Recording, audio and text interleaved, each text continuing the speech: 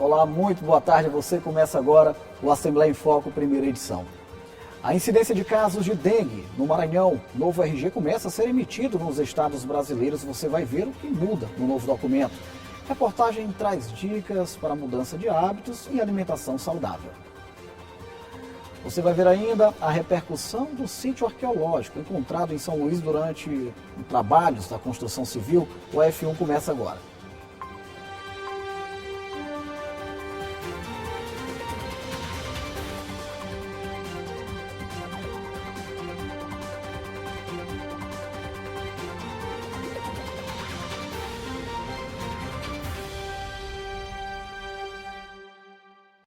O Maranhão registrou números positivos que apresentam redução de casos de dengue durante o ano de 2023.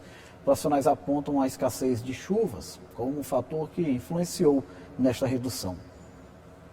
2023 foi um ano com poucas chuvas no Maranhão. Se isso gerou o problema da seca em diversas partes do estado, por outro lado, a escassez pluviométrica ajudou a controlar a proliferação do mosquito Aedes aegypti. O Maranhão foi um dos estados com menor incidência de casos de dengue no Brasil ao longo do ano passado. Entre 1º de janeiro e 9 de dezembro, foram confirmados 4.058 casos de dengue, 2.613 de chikungunya e 98 de zika vírus. Foi um ano mais quente, consequentemente, a gente teve aí uma menor chance da larva ela se procriar. Então, a gente analisa, diversas variáveis, diversos fatores que podem ter contribuído para que a gente pudesse ter aí um menor número de casos graves da doença, diferente de outros estados do Brasil que enfrentaram aí um surto com um grande número de casos graves da doença. O governo do estado do Maranhão, através da Secretaria de Estado da Saúde, tem intensificado, assim como outras ações, junto aos municípios, o combate à arbovirose, que para a gente sempre tem aquela atenção no período sazonal, que é o período chuvoso. As razões para o baixo índice de casos das doenças estão ligadas também a ações preventivas, como a limpeza de áreas que podem acumular água parada. Caso dos pontos de descarte irregular de lixo. Este aqui é um dos muitos pontos de descarte irregular de lixo existentes em São Luís. Normalmente a quantidade de lixo por aqui é bem maior, o que aumenta o risco de propagação do mosquito Aedes aegypti. A pronta ação do poder público, fazendo a limpeza, deixando o mínimo possível de lixo por aqui, contribui para que as doenças provocadas pelo mosquito não se propaguem entre a população. Porém, a quantidade de lixo nos pontos é variável. Uma hora está limpo, mas no mesmo dia o local pode ser tomado por todo tipo de dejeto, o que preocupa quem mora próximo. A má educação de quem mora nos arredores começou a jogar lixo aqui. Isso aqui até pela questão estrutural, pela geografia do bairro, deveria ser uma área ecológica, uma área de conservação ambiental, para melhorar inclusive as condições climáticas daqui de onde se vive. As palavras do seu Francisco vão de encontro ao comportamento que deve ser adotado por toda a população. São as pessoas que moram ou passam com certa frequência próximo aos pontos irregulares de descarte de lixo que contribuem para o risco de doenças.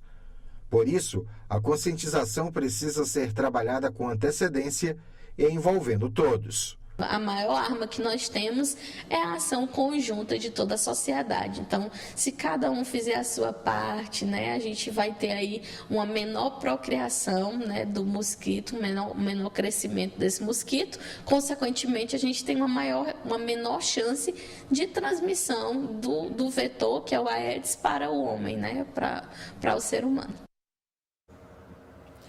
Encerra hoje o prazo para que os estados brasileiros comecem a emitir um novo RG.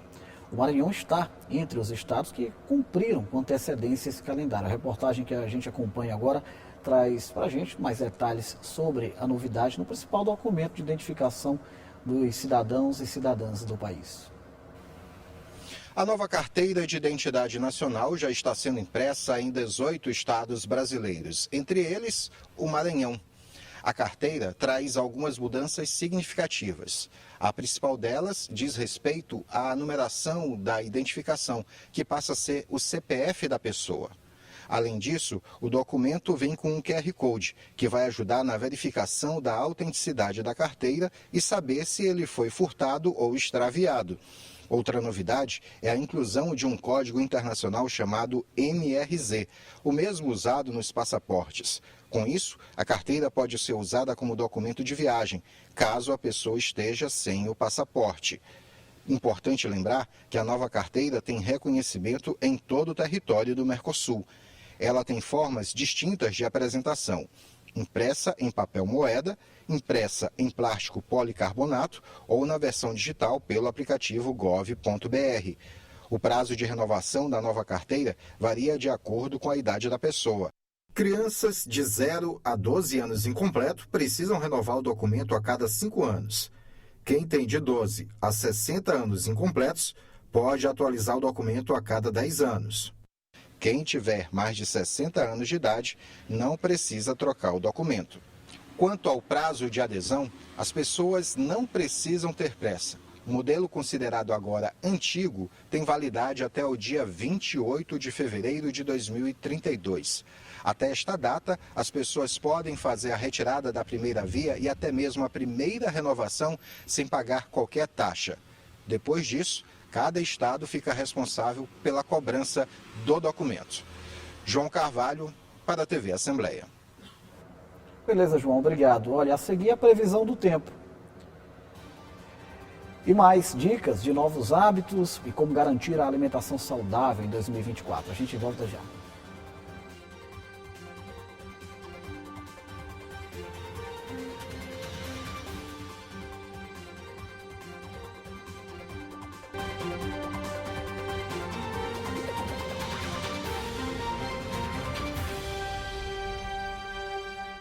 Começo de ano é tempo de estabelecer novas metas e traçar maneiras de alcançar objetivos. A necessidade de mudanças de hábitos que possam garantir melhor qualidade de vida estão entre os planos da população. Para isso, é preciso pensar principalmente no modo de se alimentar. Final de ano é sinônimo de ceia farta para muita gente. É nessa hora que muitos acabam exagerando no consumo de bebidas alcoólicas e dos chamados alimentos processados. Um perigo para quem precisa ou quer manter a saúde em dias. A nutricionista Carol Salles explica que logo depois desse período saboroso e tentador, é preciso ficar atento com os impactos da alimentação inadequada. Então, realmente, esse excesso, de confraternização, aí vem ceia de Natal, vem ceia de Ano Novo, a gente acaba excedendo em açúcar, bebida alcoólica, alimentos que são muito gordurosos. Então, tudo isso impacta diretamente na nossa disposição, nas nossas taxas de glicemia, de enzimas hepáticas, que são importantíssimo, porque o fígado ele faz parte justamente de uma saúde, um bem-estar. O intestino, que também, quanto mais açúcar você dá para o intestino, mais ele fica inflamado. O açúcar, um dos principais vilões da alimentação, precisa ser substituído. E não apenas durante as festas de final de ano. Quando a gente fala açúcar, não é só aquele açúcar adicionado que a gente coloca no cafezinho ou dentro de um suco, por exemplo. Existem outros tipos de açúcares, os açúcares invertidos que estão presentes dentro dos alimentos processados, ultraprocessados, que a gente geralmente usa sem nem estar percebendo. Então tem um alimento ali que está na composição dele, açúcar, então a gente tem que também estar de olho. Além disso, por exemplo, a bebida alcoólica, quando você toma um drink, também vai um açúcar. Então, substituir esses alimentos, colocar alimentos quanto mais natural, melhor para o nosso corpo. E já que é costume de muitos fazer promessas na virada do ano, que tal começar 2024 com o pé direito e praticar atividades físicas? Além disso, é preciso desintoxicar o organismo. A nutricionista tem as dicas. A primeira coisa é beber bastante água, é importantíssimo. A água ela hidrata e ela consegue eliminar essas toxinas. Também usar chás, né? Chás também são importantes, eles também são anti-inflamatórios, antioxidantes, então eles ajudam muito. Chá verde, chá de carqueja, chá de gengibre, são alguns chás que vão estar ajudando também nesse processo de retenção, tá? E diminuir o máximo que a gente puder. É como falou, na ceia a gente tem que ter o controle. É a ceia, pronto, acabou. No outro dia voltar para o plano alimentar normal. Então, é ter uma consciência do que você está comendo. Não ser restritivo ao ponto de cortar tudo, ser chato na hora da ceia, mas ter uma consciência de que você vai comer e depois vai voltar para o seu plano alimentar normal. Muito bem. Agora eu vou trazer a Ananda Fontinelli, que vem com as informações sobre a previsão do tempo para as próximas horas em regiões do Maranhão. Ananda, boa tarde. Oi, Ronald. Boa tarde. Boa tarde para você que está em casa. Vamos à previsão do tempo para essa quinta-feira, para você que está acompanhando o Assembleia em Foco, primeira edição. Na capital, a previsão para hoje à tarde é de sol entre nuvens e pode-se esperar chuvas em locais isolados da ilha. Os termômetros variam entre 23 e chegam até os 32 graus na máxima. Em Aragonã, essa quinta é de tempo aberto e sem possibilidade de chuva. À noite que o tempo deve ficar firme. A mínima é de 23 e a máxima chega a 33 graus. E na cidade de Buriti, para a gente encerrar, o tempo deve ficar nublado e tem possibilidade de chuva lá na região. Os termômetros variam entre 24 a mínima e 32 graus na máxima. É isso, a gente volta a se encontrar amanhã. Até lá! Valeu, Ananda. Muito obrigado pelas informações. Após o intervalo, a repercussão em torno da descoberta de um sítio arqueológico em São Luís. E você vai ver ainda a série Arte do Mará de hoje, com trabalhos que utilizam porcelana, inspirados na cultura maranhense. A gente volta dentro de poucos instantes.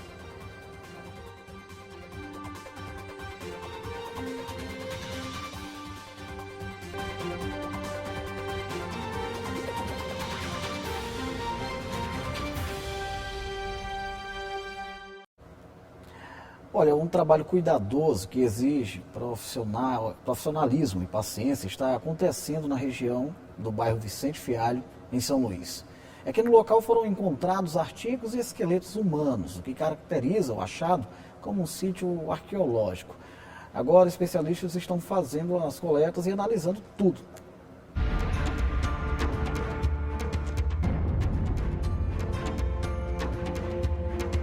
O trabalho é minucioso. Exige bastante atenção.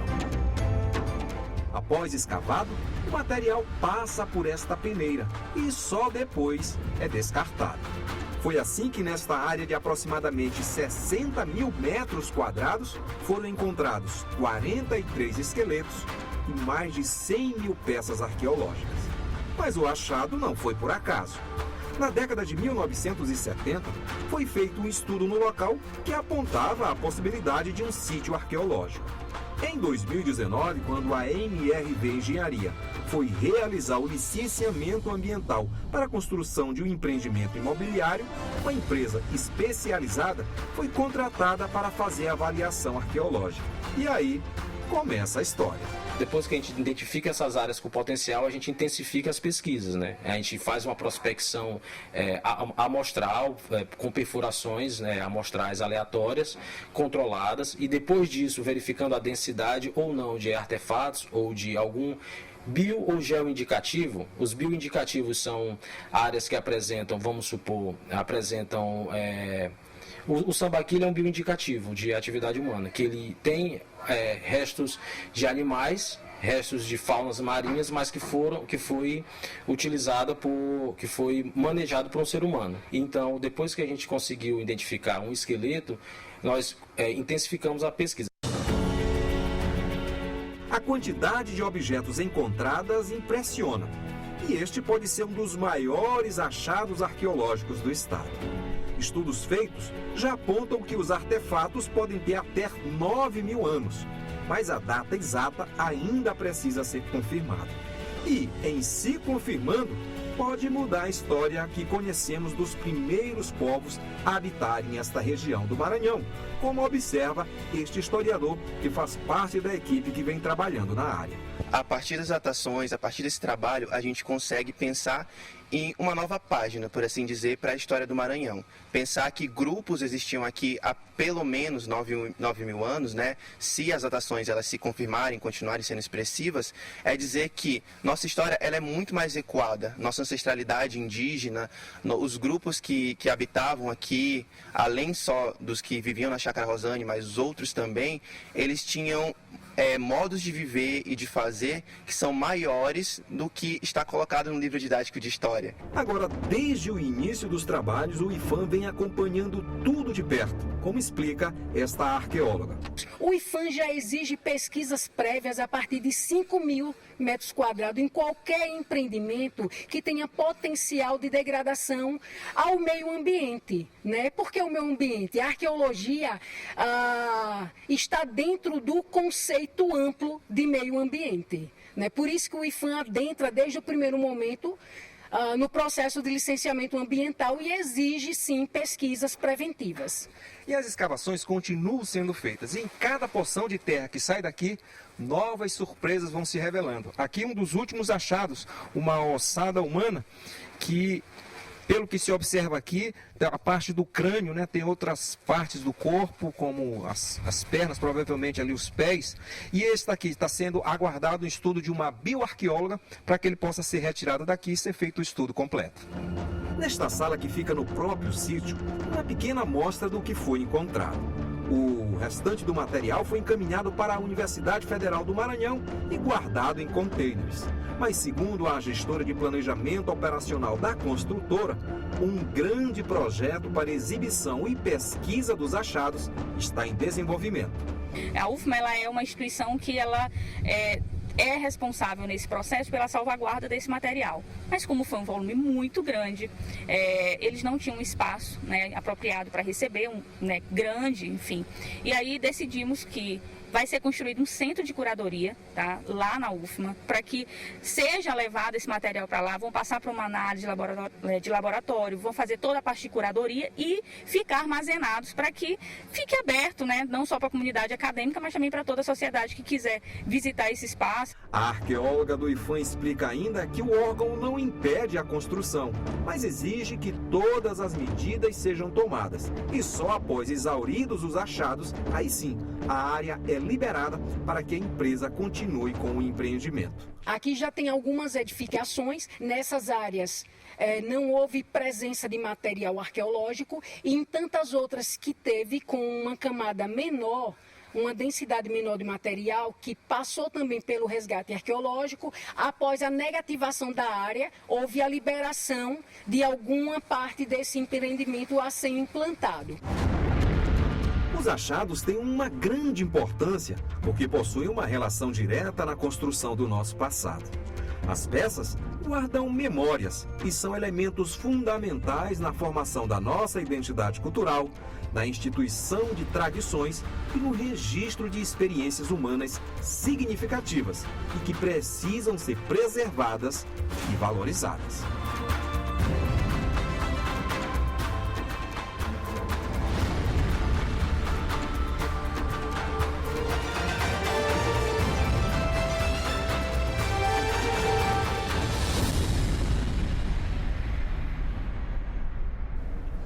Quinta-feira, você já sabe, é dia da série Arte do Mará na telinha da TV Assembleia.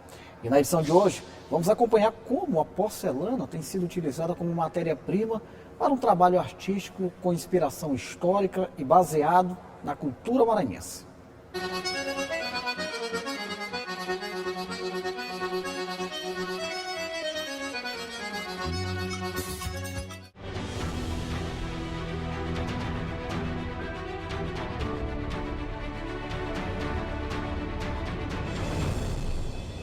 As peças são de uma delicadeza impressionante. Os traços, as cores, o acabamento. Detalhes que enchem nossos olhos de uma beleza singular. A arte em porcelana tem sua origem na China, entre os séculos 6 e 7 depois de Cristo. De lá para cá veio conquistando a admiração, primeiro da nobreza, até cair no gosto popular. No Brasil, a porcelana foi introduzida pelas famílias ricas, vindas de Portugal. Hoje ela pode ser adquirida em vários locais.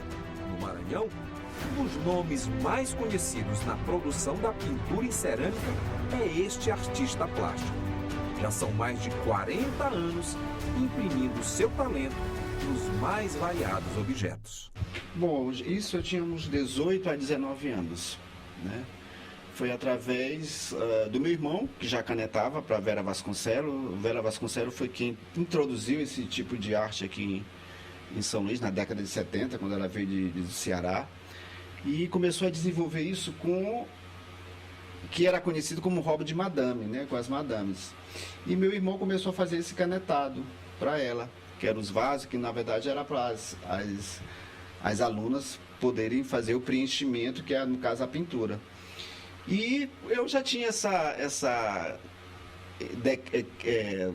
tendência, né, para a arte, e se gostar da arte, E ele perguntou se eu canetaria. Não, na verdade eu perguntei se eu poderia. Aí eu comecei a canetar num azulejo. Aí tudo bem, deu certo. Aí eu comecei a fazer o que hoje é muito comum na Praia Grande, nas lojas, né? Porta-chave, porta-joia, bandejas. Mas hoje está muito mais em serigrafia. Mas isso tudo começou com Vera Vasconcelos, né? Que era tudo feito à mão, que a gente fazia o canetado, depois pintava para queimar. Hoje não, já a gente vê aquela coisa bem mesmo industrializada na serigrafia. Que não deixa de ser artesanal também, né? Lógico, né? Que é tudo feito à mão, mas não é tão à mão por causa da questão da impressão. Mas aí o que acontece? Eu comecei a fazer a pintura no azulejo. Com o tempo eu pedi que eu pintasse. Aí eu comecei a pintar, canetava o azulejo, que eram os casarões, e fazia a pintura. E um tempo depois eu pedi para me pintar a porcelana. Aí ela me deu um potiche, eu canetei o potiche. Aí eu comecei a canetar na porcelana. Depois eu pedi para ela me pintar. Aí eu comecei a pintar a porcelana. No início da década de 1990, ele realizou sua primeira exposição.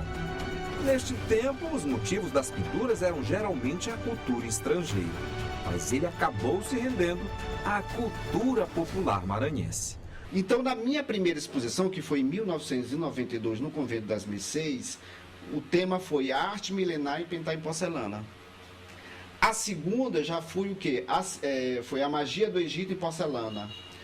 A terceira já foi traços africanos. Então eu comecei a trabalhar outras culturas, até que algumas pessoas começaram a questionar. Inclusive, teve um grande artista que já até faleceu, e ele dizia assim, olha, quando ele foi na exposição de 93, que foi a magia do Egito em porcelana, também no Convento das Mercês, ele disse, olha, tuas peças são preciosas, mas tu precisa trabalhar a nossa cultura. A pintura em porcelana nos nossos traços, na nossa identidade cultural. Enquanto a gente conversava aqui, o Ribamar já pintou 3 peças, mas o processo não acaba na pintura. Depois daqui, vai para um forno que eles chamam de queima, e é esse processo que ele vai mostrar agora para a gente. As peças são colocadas neste forno para a queima a mais de 800 graus centígrados. Aí, elas ficam por aproximadamente 1h30. Depois que esfriam, são retiradas e a tinta não sai mais das peças. Ribamar Carvalho me conta que o que torna mais difícil produzir a arte por aqui é a dificuldade em encontrar material. O difícil para nós hoje não, sempre, porque esse material não tem aqui em São Luís, né? Aqui em São Luís do Maranhão não existe. Então isso é trazido, a gente compra em São Paulo. Para mim é o comércio que nos agrada mais, é São Paulo, pela questão do preço e pela questão de existir muitas fábricas, né, que confecciona, produz a tinta e a porcelana, né? E isso facilita para a gente, mas aqui em São Luís é complicado. Outro detalhe é que poucos artistas ainda produzem a pintura em cerâmica. Só para se ter ideia, Ribamar Carvalho é o único a fazer exposição por aqui. E destas mãos habilidosas, o traço preciso, da paciência e dedicação, brotam peças que hoje estão espalhadas até por outros países. Com seu estilo perfeccionista, ele vai registrando em louças brancas o seu estilo e sua marca, características de quem possui o talento na alma.